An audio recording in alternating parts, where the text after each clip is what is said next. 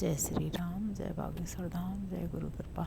आज हम वाल्मीकि रामायण के अरण्य कांड के नवे सर्ग को हिंदी में पढ़ेंगे। जय राम रमारमणम समनम भव ताप भयाकुल पाहि जनम अब देश सुरेश रमेश विभो शरणागत मागत पाहि प्रभो। जय राम रमारमणम समनम। नवा सर्ग हिंदी में। सुतीक्षण की आज्ञा लेकर वन की ओर प्रस्थित हुए अपने स्वामी रघुकुल नंदन श्री राम से सीता ने स्नेह भरी मनोहर वाणी में इस प्रकार कहा। आर्यपुत्र, यद्यपि आप महान पुरुष हैं, तथापि अत्यंत सूक्ष्म विधि से विचार करने पर आप अधर्म को प्राप्त हो रहे हैं। जब काम जनित व्यसन से आप सर्वथा निर्वृत्त हैं, तब यहाँ इस अधर्म से भी बच सकते हैं। इस जगत में काम से उत्पन्न होने वाले 3 ही व्यसन होते हैं। मिथ्या भाषण बहुत बड़ा व्यसन है, किंतु उससे भी भारी 2 व्यसन और हैं, पर स्त्री गमन और बिना बैर के ही दूसरों के प्रति क्रूरतापूर्ण बर्ताव। रघुनंदन, इनमें से मिथ्या भाषण रूप व्यसन तो ना आप में कभी हुआ है, ना आगे होगा ही, पर स्त्री विषय का विलासा तो आपको हो ही कैसे सकती है। नरेंद्र, धर्म का नाश करने वाली है कुत्सित इच्छा ना आपके मन में कभी हुई थी, ना है, और ना भविष्य में कभी होने की संभावना भी है। राजकुमार श्री राम, यह दोष तो आपके मन में भी कभी उदित नहीं हुआ है।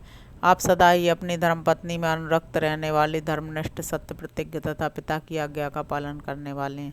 आप में धर्म और सत्य दोनों की स्थिति है, आप में ही सब कुछ प्रतिष्ठित है। महाबाहो, जो लोग जितेंद्रिय हैं वे सदा सत्य और धर्म को पूर्ण रूप से धारण कर सकते हैं। शुभदर्शी महापुरुष, आपकी जितेंद्रियता को मैं अच्छी तरह जानती हूँ, परंतु दूसरों के प्राणों की हिंसा रूप जो यह तीसरा भयंकर दोष है, उसे लोग मोहबस बिना बैर विरोध के भी किया करते हैं।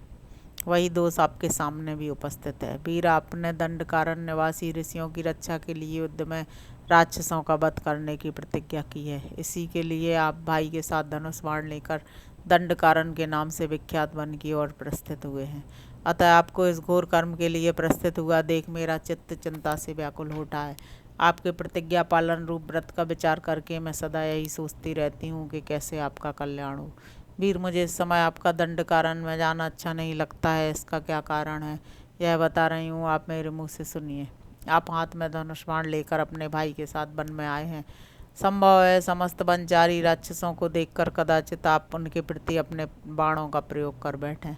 जैसे आग के समीप रखे हुए ईंधन उसके तेज रूप बल को अत्यंत उद्दीप्त कर देते हैं, उसी प्रकार जहाँ क्षत्रियों के पास धनुष हो तो वह उनके बल और प्रताप को उदित कर देता है। महाबाहो, पूर्व काल की बात है, किसी पवित्र वन में जहाँ मृग और पक्षी बड़े आनंद से रहते थे, एक सत्यवादी एवं पवित्र तपस्वी निवास करते थे। उन्हीं की तपस्या में विघ्न डालने के लिए सचीपति इंद्र किसी योद्धा का रूप धारण करके हाथ में तलवार लिए एक दिन उनके आश्रम पर आए।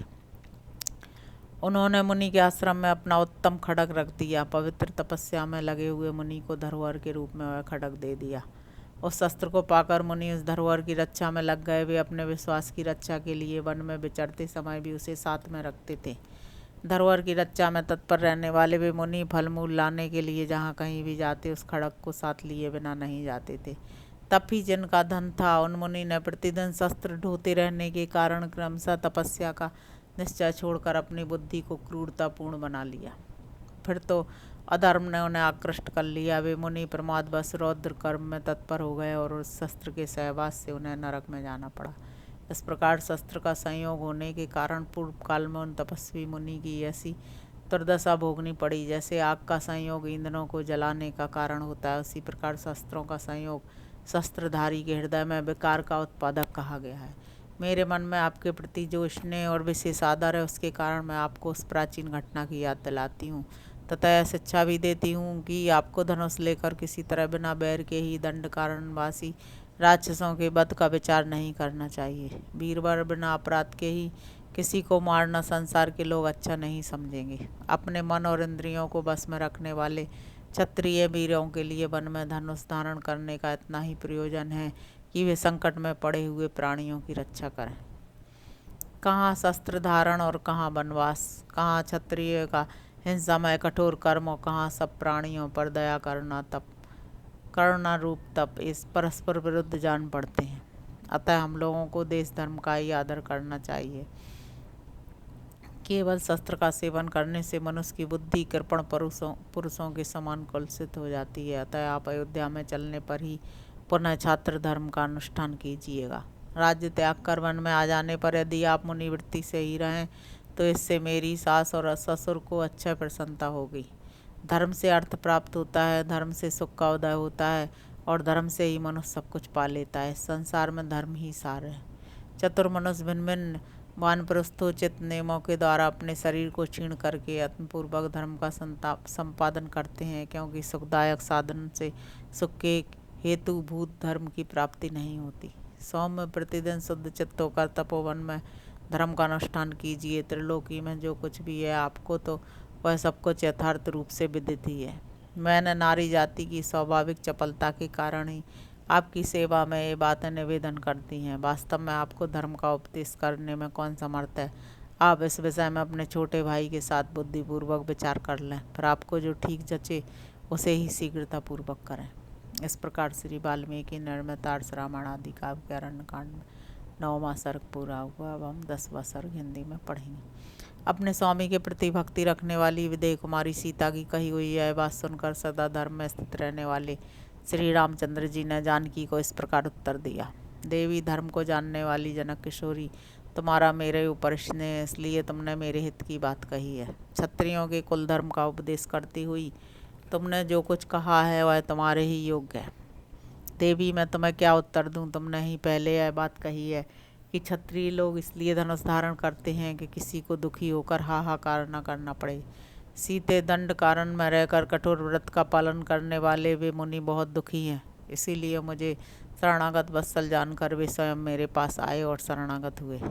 भीरु, सदा ही वन में रहकर फलमूल का आहार करने वाले वे मुनि इन क्रूर कर्मा राक्षसों के कारण कभी सुख नहीं पाते हैं। मनुष्यों के मांस से जीवन निर्वाह करने वाले भयानक राक्षसों ने मार कर खा जाते हैं। उन राक्षसों के ग्रास बने हुए वे दंड कारणवासी श्रेष्ठ मुनि हम लोगों के पास आकर मुझसे बोले, प्रभु हम पर अनुग्रह कीजिए। उनके मुख से निकली हुई इस प्रकार रक्षा की पुकार सुनकर और उनकी आज्ञा पालन रूपी सेवा का विचार मन में लेकर मैंने उनसे यह बात कही। महर्षियों, आप जैसे ब्राह्मणों की सेवा में मुझे स्वयं ही उपस्थित होना चाहिए था, परंतु आप स्वयं ही अपनी रक्षा के लिए मेरे पास आए, यह मेरे लिए अनुपम लज्जा की बात है। अतः आप प्रसन्न हो, बताइए मैं आप लोगों की क्या सेवा करूं। यह बात मैंने उन ब्राह्मणों के सामने कही। तब उन सभी ने मिलकर अपना मनोभाव इन वचनों में प्रकट किया। श्री राम, दंड कारण में इच्छानुसार रूप धारण करने वाले बहुत से राक्षस रहते हैं, उनसे हमें बड़ा कष्ट पहुंच रहा है, अतः वहाँ उनके भय से आप हमारी रक्षा करें। निष्पाप रघुनंदन, अग्निहोत्र का समय आने पर तथा पर्व के अवसरों पर ये अत्यंत दुर्धर्ष मांसभोजी राक्षस हमें धर दबाते हैं। राक्षसों द्वारा आक्रांत होने वाले हम तपस्वी तापस सदा अपने लिए कोई आश्रय ढूंढते रहते हैं, अतः आप ही हमारे परम आश्रय हो। रघुनंदन, यद्यपि हम तपस्या के प्रभाव से इच्छानुसार इन राक्षसों का वध करने में समर्थ हैं, तथापि चिरकाल से उपार्जित किए हुए तप को खंडित करना नहीं चाहते हैं, क्योंकि तप में सदा ही बहुत से विघ्न आते रहते हैं तथा इसका संपादन बहुत ही कठिन होता है। यही कारण है कि राक्षसों के ग्रास बन जाने पर भी हम उन्हें साप नहीं देते हैं। इसलिए दंड कारणवासी निशाचरों से पीड़ित हुए हम तापसों की भाई सहित आप रक्षा करें, क्योंकि इस वन में अब आप ही हमारे रक्षक हैं।